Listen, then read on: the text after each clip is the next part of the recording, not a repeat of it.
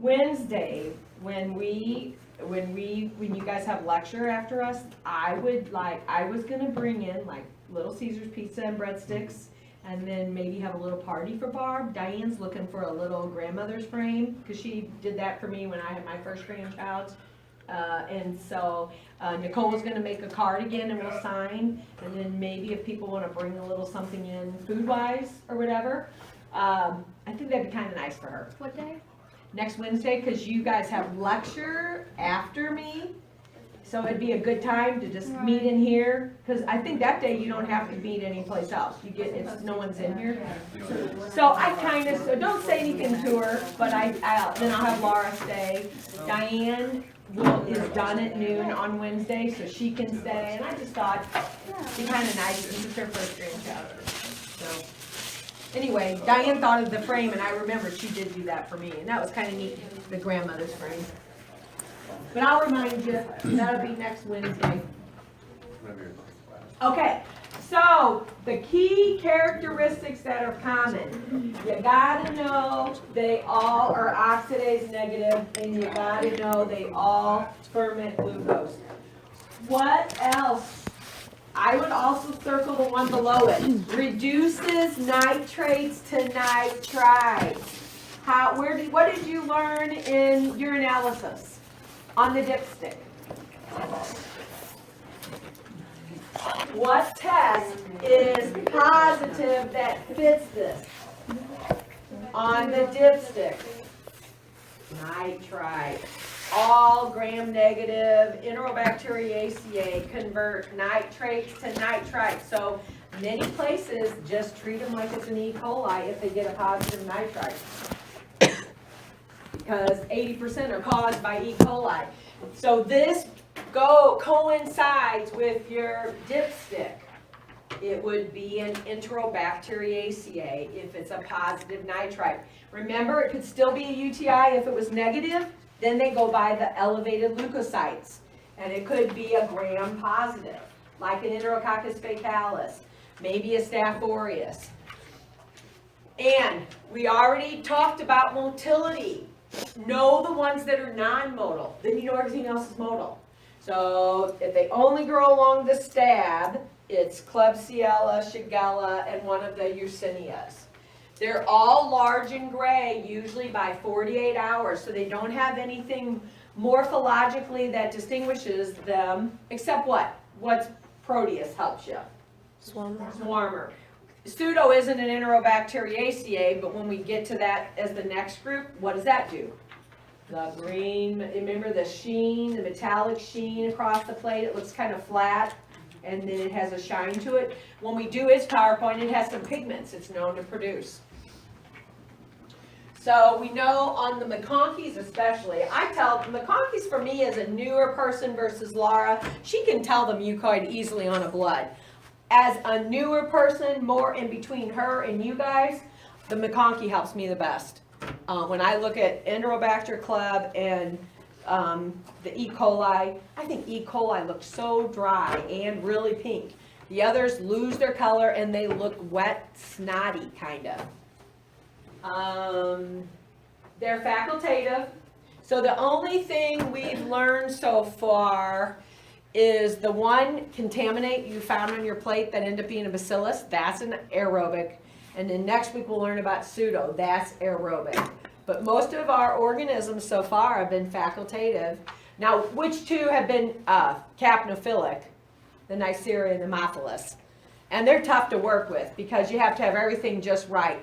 The only thing that I noticed different, the book didn't say, like Laura said, you won't get a Ducrei in the real routine lab. The book didn't say that. It just said it likes 33 to 35, which we know Neisseria, meningitis, and gonorrhea had to be 35 to 37. It did say Ducrei as a Haemophilus like a little bit lower temperature, but it didn't really flag it as you wouldn't do it in a routine lab. But Laura knows from working in a lab in micro that you wouldn't get that commonly as something to distinguish. But for me, I'm still going to have you know, because the registry might have to know that that's one of your STDs. most of these, I mean, it's a big chapter, but most of these are opportunistic. Your E. coli, that's normal flora in your intestine, is not a true pathogen. It's if it, like when you teach little girls, white front to back, if you go back to front and get stool that would get into your sterile area, it would could cause a UTI. That's not a true pathogen.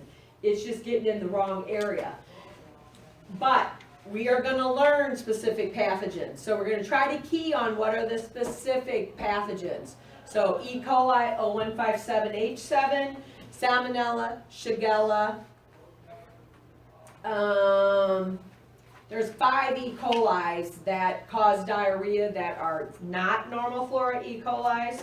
So you're going to have to know that. So they're not normally considered true pathogens. They're opportunistic. And we already talked about, you're going to see them in urine cultures, stool cultures, wounds, especially if there be any kind of puncture wounds that would get normal flora into a sterile area. I tell you about my girlfriend who is 6 months with a feeding tube. It was a month in Barnes, and she was so heavy that she had a sore develop that then went invasive, even to her intestinal tract, where lining is not healing properly. So she has to basically not eat for 6 months to try to get it healed from the outside in. Then she has to go in surgically. They're going to remove that area that has the weakened lining. She was being septic. She was getting stool constantly out in her area. We were worried that she was going to die back in the fall. And she's dropped, I think, 50 to 70 pounds, and she still looks very, very heavy. So she's that big. And I told you she can only have some water and some Gatorade. So that's an example of moving into a sterile site, and it's bad. Just like an emergency appendectomy. There is a teacher at East that just went in, it had burst, and it's all tied to GI cancer.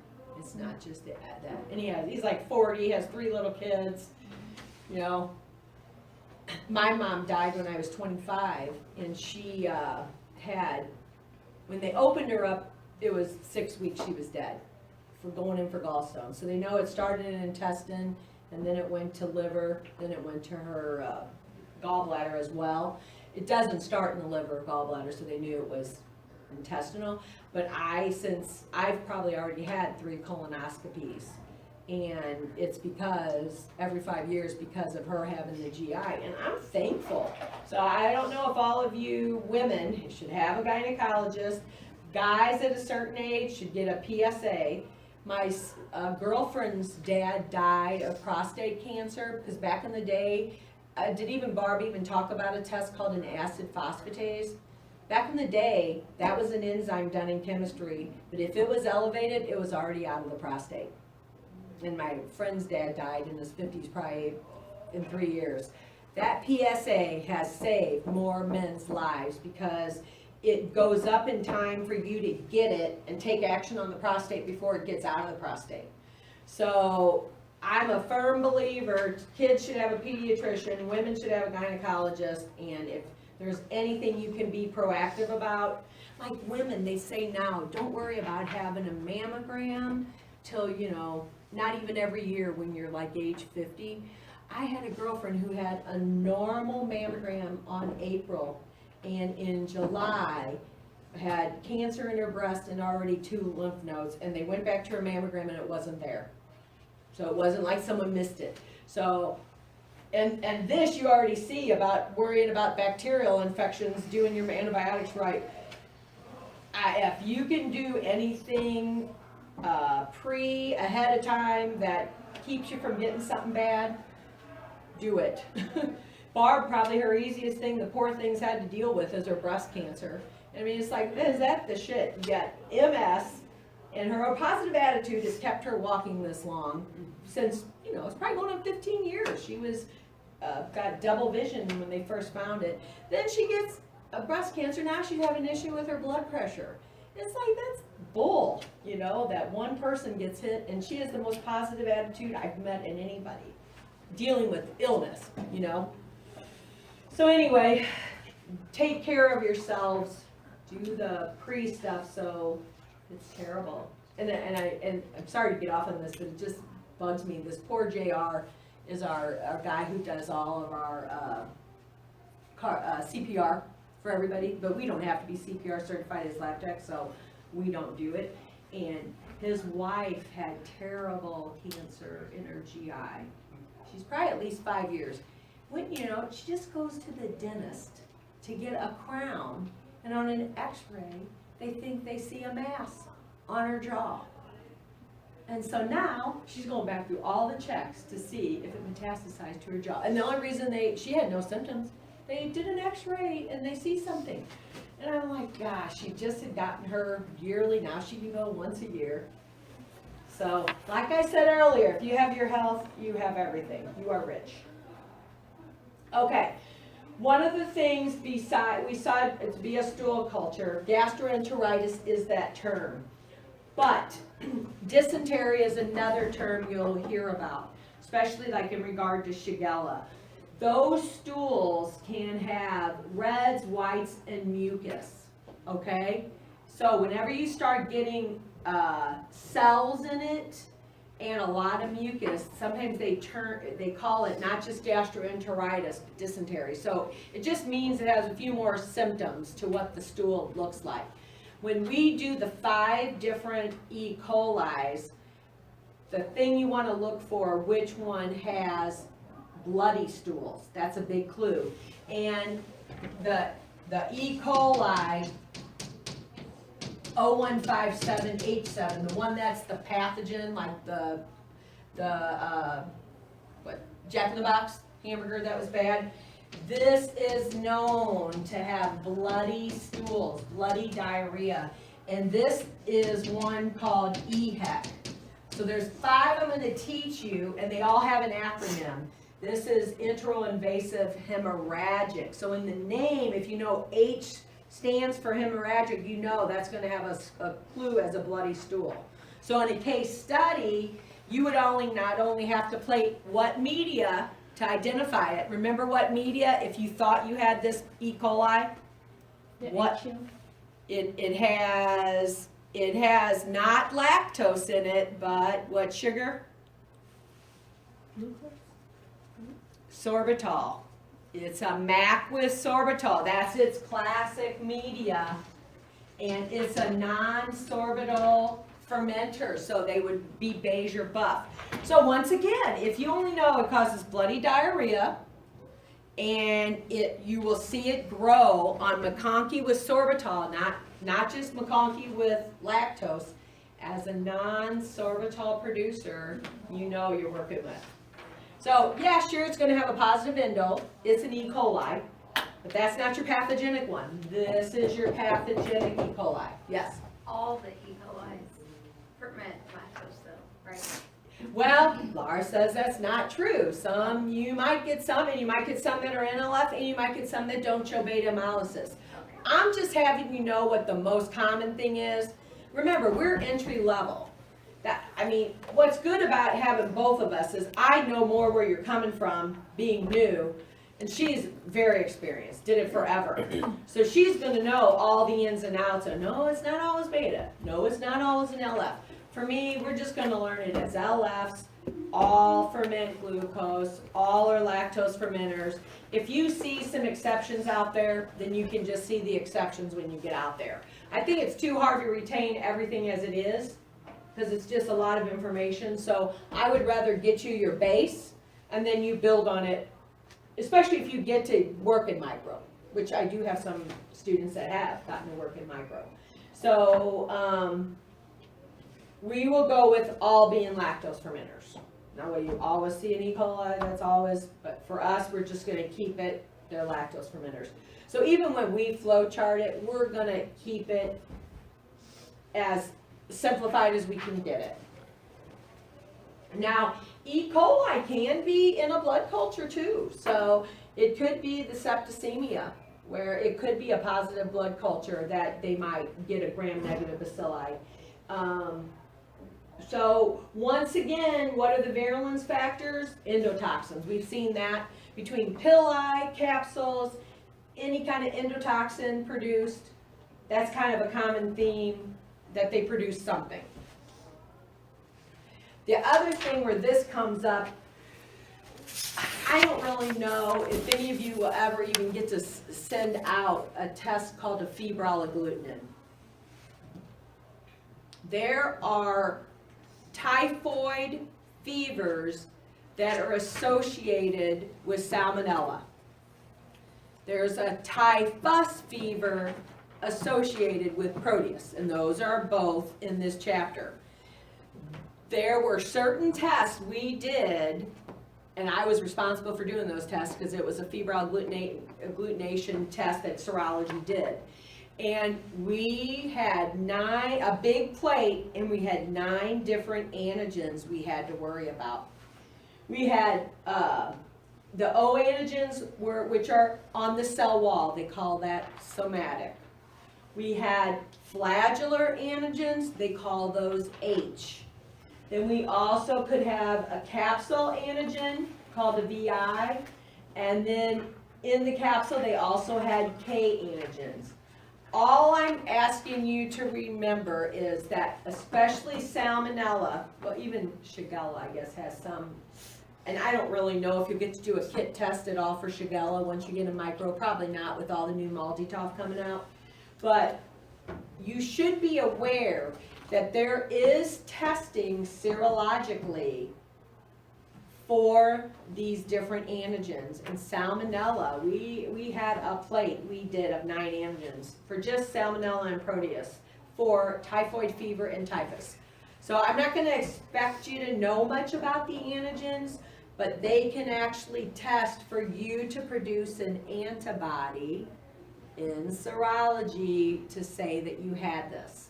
So not all salmonella testing will be has to be by growing it and identifying it. And then when we get to the diseases, we'll talk about typhoid and typhus.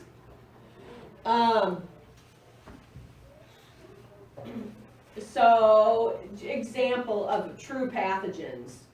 Salmonella enterica is one that is known to cause this typhoid fever.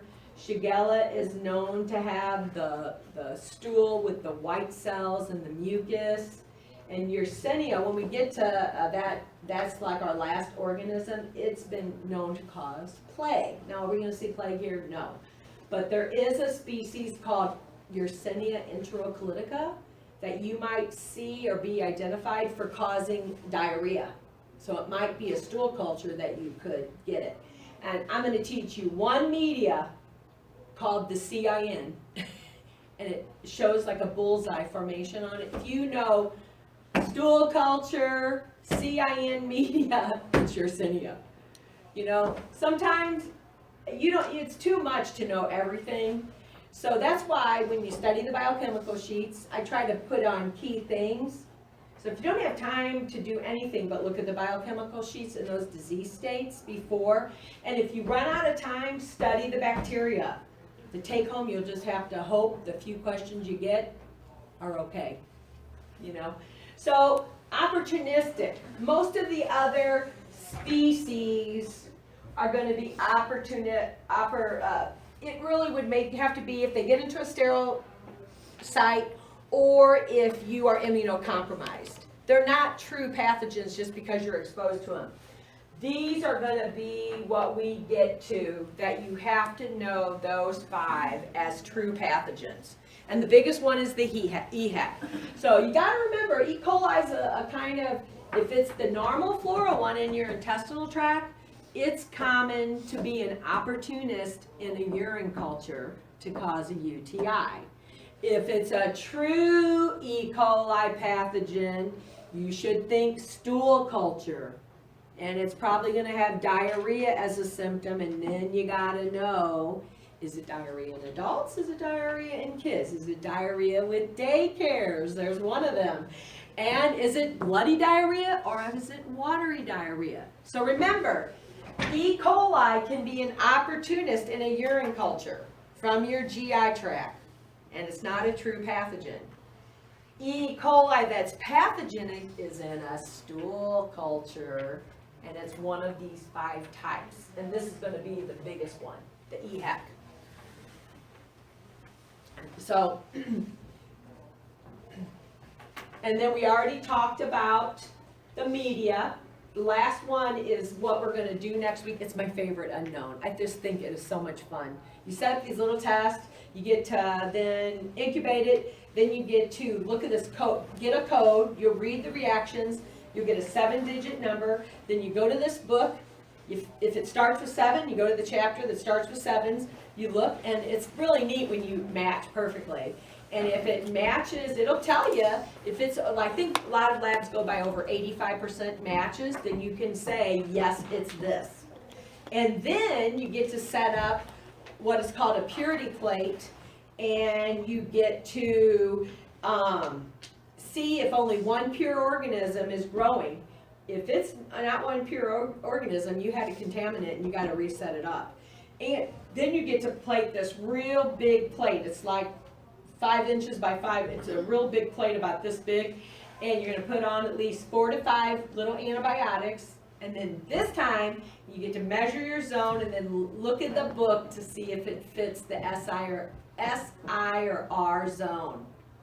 So it won't be just looking it up and picking one. You've got to see if the one that you measured is a good one to use. You know, just like, remember on the P-disc, if it measures 10 millimeters, that's resistant. So remember, you can't just go by clearing. Okay, we're going to stop here. We'll start at 10. There won't be any disease states yet, just through this slide. So, and the biochemicals will be big. So I will put a key up of the biochemicals, so you're going to study the biochemicals. I already think I have everything you need for Haemophilus up. So the Haemophilus, the biochemicals up, the lab worksheet key is up, the disease state key is up, the flow chart is up. All I got to add is all the biochemicals. But that should help us, because if you get them learned, then it'll be easier when we go through the organisms to see how to distinguish. So you said on the slide test you can type of this in the list 1 to 10. Yeah, on your slide test, you can Because just it give looks like a me, lot of pictures I have to print out. well, I don't care if you keep the pictures on the computer and just type a list of what it Okay. is. I've had both ways, so you can just list your 10. Now, Tiana is missing a black binder, so I'm gonna ask Diane to ask her phlebotomy too, because they do, you said since yesterday? It was a binder over there in the chair. Well, I don't know, so, it was one over there yesterday. when which I got my chair, stuff. in the Yeah, when I was the last storeroom? person to I get my didn't see one stuff. under your backpack, so maybe you just forgot it. It's like right there. I know I seen one sitting in the chair on the table because Yeah, my it was binder in the and my book bag was Was sitting it in the over chair on on the your table. side? Yeah, so it should be over there, hopefully. In which chair? Meaning the storeroom or the lab? The Oh, storeroom. did you look in all those chairs? It was just sitting in the chair on the table. I remember seeing a binder, and it wasn't mine. So then I will ask, Diane follows us today, just to ask if some of them picked up by mistake, because now her MAs had lecture in here.